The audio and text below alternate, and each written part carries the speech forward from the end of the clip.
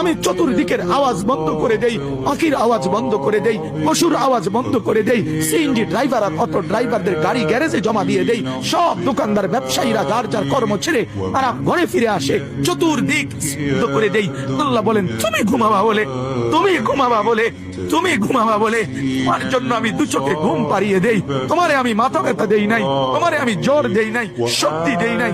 আজকের রাত এই জ্বর সর্দি থেকে মুক্ত রাখছি, তো আমি আল্লাহ তোমাকে ঘুম পাড়াবো বলে। তোমার মা অসুস্থ, বাবা অসুস্থ, ছেলে অসুস্থ, স্ত্রী অসুস্থ, যদি এমন বিপদের খবর হইতো তাহলে তুমি ঘুমাইতে পারতা না। যদি তোমার পায়ে ব্যথা হইতো, আমি 2 মাস বহু রাতকে রাত আরামসে ঘুমাইতে পারি নাই, আমার পা ভাঙে গেছিল, আমি রাতকে রাত অঝরে কাঁদতাম, আল্লাহ তুমি আমার শিফা করে দাও, সুস্থ করে দাও। তাহলে আমার বন্ধু আল্লাহ বলে বান্দা তুমি ঘুমাবার জন্য আমি রাত বানালাম, আওয়াজ স্তব্ধ করলাম, দু চোখে ঘুম পাড়িয়ে দিলাম। তুমি দেখো না বান্দা, চতুর্দিকে খাট পাওয়া যায় বাজারে, আলম পাওয়া যায়, লেফ পাওয়া যায়, তোষক পাওয়া যায়, সব তো বাজারে পাওয়া যায়, কিন্তু 2 চোখের ঘুম তো বাজারে পাওয়া যায় না।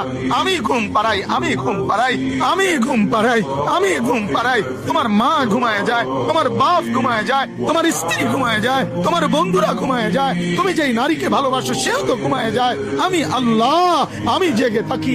রাত 2টায় যদি তোমার পেশাব করতে উঠতে হয়, বাথরুমের জরুরত হয়, আমি ঘুমাই না, আমি 2 চোখ খুলে দেই, আবার তোমাকে ঘুম থেকে জাগিয়ে দেই। তো আল্লাহ বলেন এত কিছু করি আমি, আমি আমি বিনিময়ে আমি কি একটা সেজদা পাই না? এই নাফরমান সন্তান, এই মুসলমানের ছেলেরা যারা ঢুকছো এখন, বলো তুমি মুসলমানের বাচ্চা কিনা? মুসলমানের বাচ্চা যদি হয়ে থাকো, কেন সেজদা করলে না? কেন 1 প্যাকেট বিরিয়ানি খেতে আসলা? কেন আসলা বেটা? লজ্জা লাগলো না বেটা? এই বেটারা কেন ঢুকলি বেটা? নির্লজ্জরা ঢুকলি কেন?